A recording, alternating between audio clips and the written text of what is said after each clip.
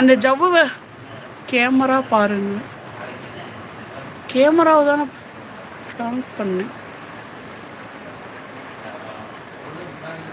சூப்பராக நடிக்கிறக்கா நீ.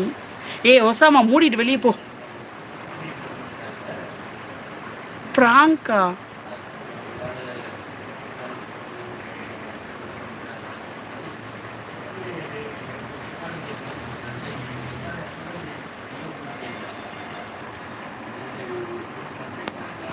ஒசாமா நீ தாண்டா லூசு, மூடிட்டு வெளியே போட பைத்தியக்காரனா.